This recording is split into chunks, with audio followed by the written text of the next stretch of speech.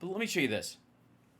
This is Benny Johnson does these fucking AI slop thumbnails on all of his shows, and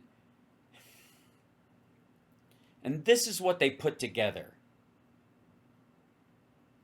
Him yelling at the picture of the suspect on his phone while holding up a black and white photo, like breaking news: Charlie killer pic released. This thumbnail alone is equally as disgusting as the self-serving bullshit video from Rusty Trombone.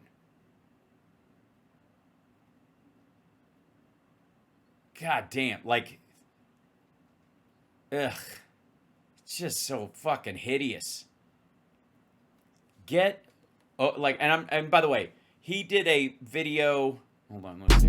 I haven't seen this. The FBI just had a Okay, so he does these videos like press conference. It was live a few minutes before the show. And so we're going to watch these together.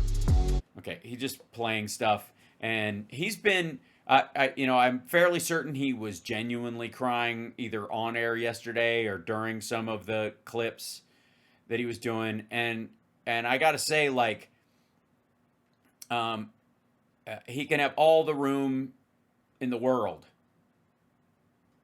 Okay, everybody should have that right. However, once you start clickbaiting off of it, it's hard not to call bullshit. And I don't know if it's just people who do it and you've got a team and they just automatically do it, or you hired some fucking group off of Fiverr that operates out of fucking Thailand, and they don't understand your notes, so they post your fucking clickbait no matter what.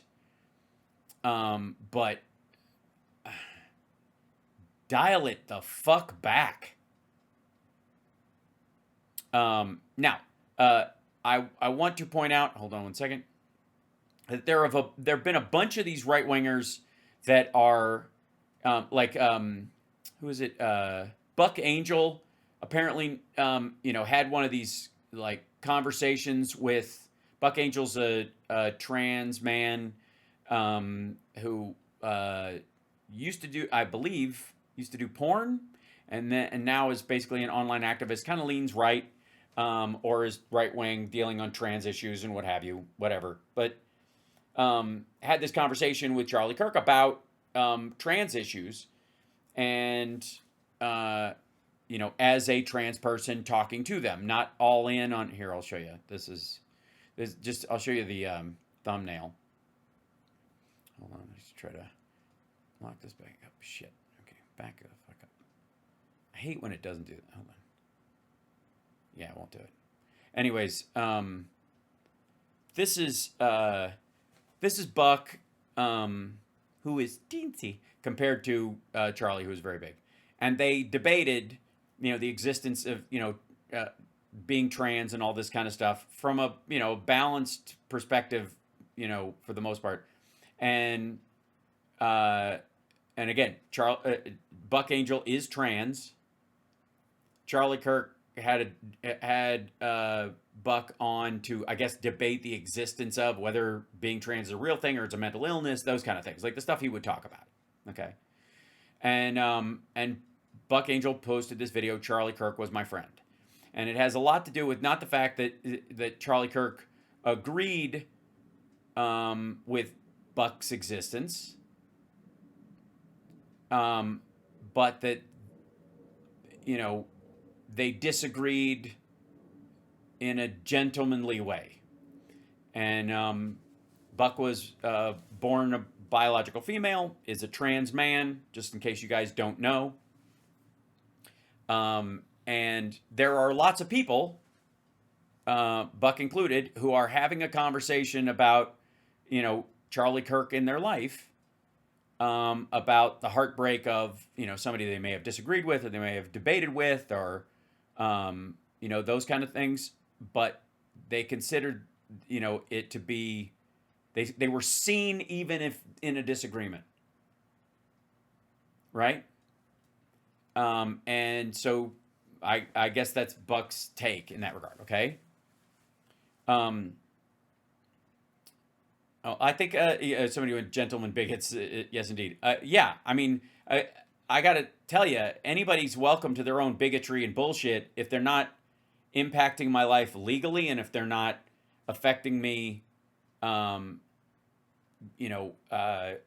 trying to impose it through physical violence or whatever. People can believe and be whatever the fuck they want, and if they do it without swearing in front of my children or being a fucking animal in my face in some place, they get points for that, considering how difficult the conversations are, right? So, point I'm trying to make is, let's see, I think I'll show a little bit of this at the top. Hold on. This is to the Kirk family and friends on the. This, I feel like we got a big problem on our hands in this country.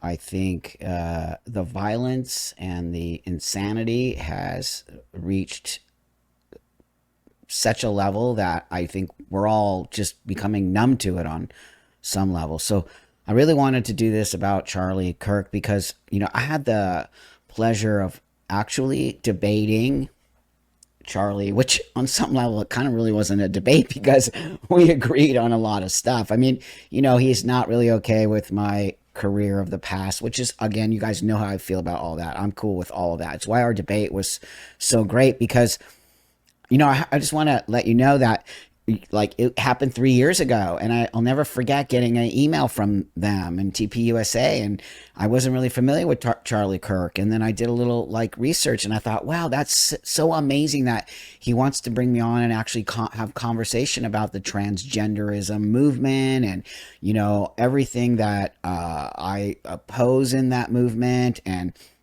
he was really willing to sort of try to learn about certain kinds of things. And I just thought it was so amazing. And so I accepted the invitation, and the TPUSA treated me like a rock star, and they were just so amazing. And I did this great debate, which I'm just going to show you a couple little clips from it, and I'll put the link if you want to watch it. But it ended up blowing up and becoming huge for TPUSA. And also they invited me back a couple, 3, 4 more. So in case, I don't know, by the way, chat room, I don't know how many people are familiar with Buck. I'm familiar with Buck Angel largely because of the Queer as Folk community, quite frankly, for years. But Buck Angel has become kind of almost like like an elder in the trans community, trying to moderate the conversation about, he and Blair White are both kind of against surgery for kids, while they're fine with living as your trans identity, but not having surgery until you're an adult, right? That kind of thing. And again, I'm not trans. That's their take on it. And maybe they have more reasoning after both of them have had massive surgeries and all kinds of other stuff in their lives that they've made. Maybe they've come to that decision naturally, and maybe they've come to it because of something that went wrong.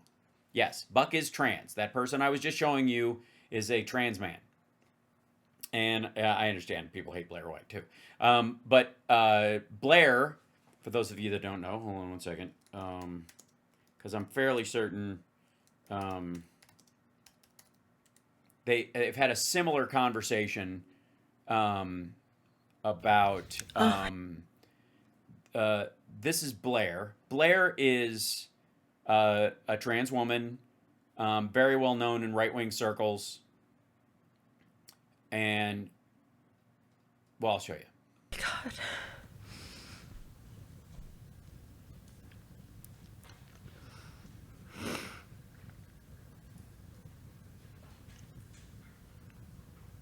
This video sucks.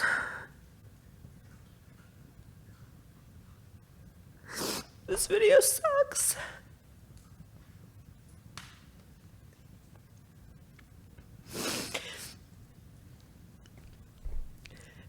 My heart is so broken.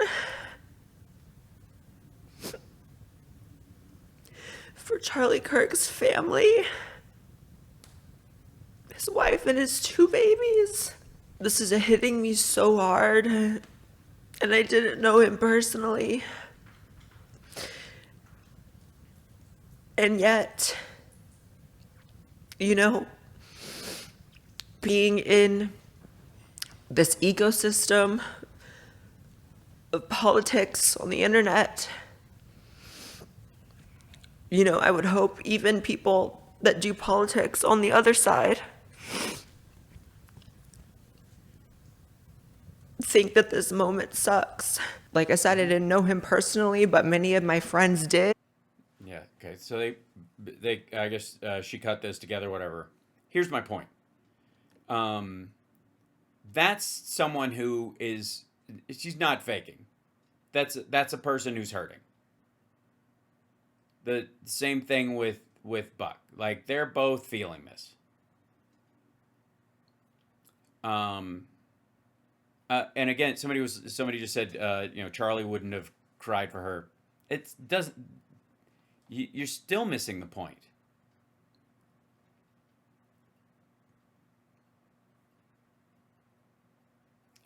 That's not the standard.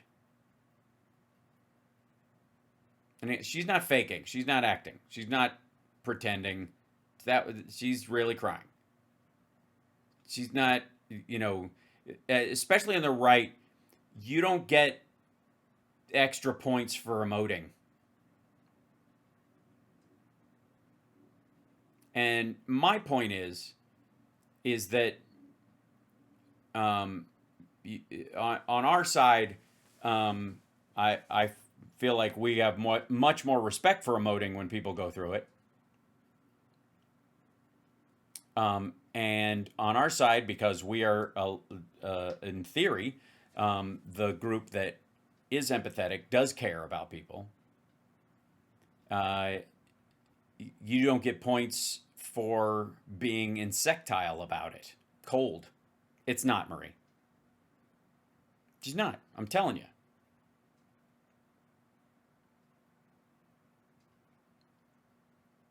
So and again, it's interesting to see everybody's response to this. You know, it really is, because I feel like it's an opportunity to see it reflected back to you, right? Because that allows everybody, I guess, that experiences with you to, you know, to take any emotions that we have with a grain of salt.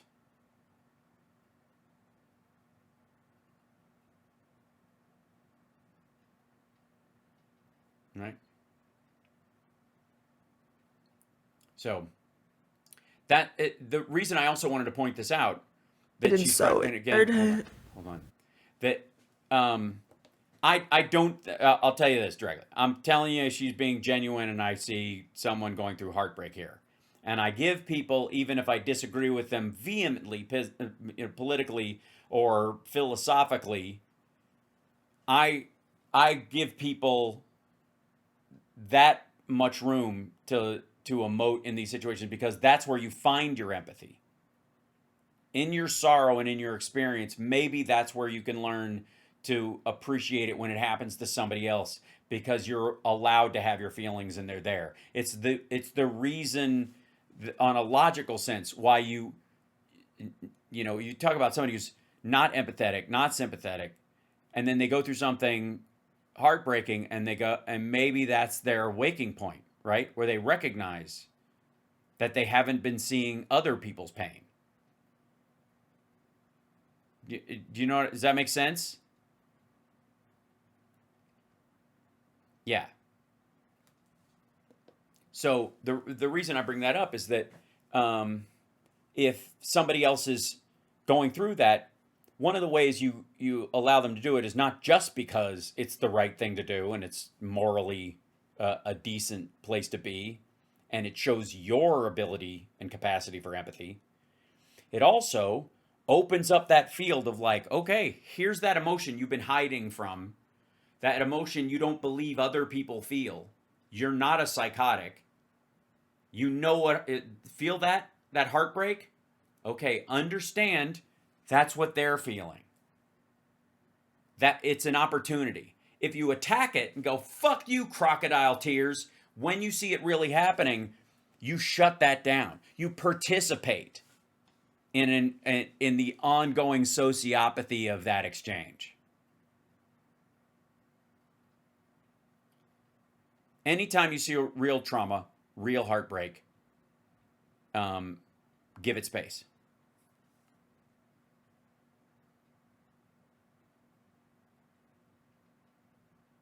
If you actually want all the things you say you want. Yes? For real. Because I'll tell you, if you look at Trump's video, if you look at some of the other people that have posted stuff around this, Rusty Trombone, they're not really feeling anything. That's a fucking sociopath using this situation like a fucking opportunistic infection looks for a cut.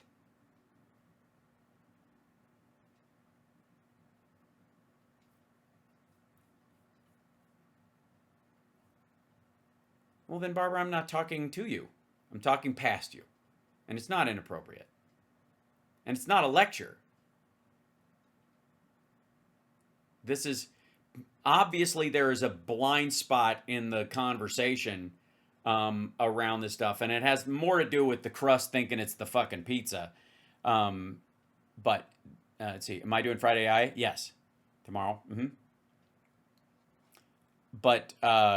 the crucial part of this for all of us is to recognize that not everybody's going to be like this, by the way. Not everybody, you're not going to see genuine emotion and look at fucking Trump. You think Stephen Miller's going to have an emotional awakening because of the death of Charlie Kirk, where he recognizes that, because he can now see Erica Kirk's loss, he can now start to imagine what a family separated by ICE will go through? That's not going to fucking happen.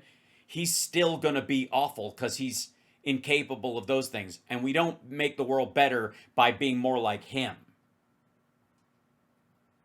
We don't improve the world by being more like him. We improve the world by seeing these opportunities and going, hey, man, maybe now you can understand why we're upset for these people. Because they're going through it too. How this is all MAGA's fault? Which part? Because again, are you the standard or are they the standard? I like to think that I'm the standard. Yes? I like to think that I set the standard for my value in this world and my behavior in this world. I don't lay it off on like, well, if everybody's being a prick, I guess I'll just pick up a pitchfork and stab whoever's already on the ground. Yeah, there was hate before MAGA, there'll be hate after it. Question is, do you have the tools and the focus to respond to it, make the world better?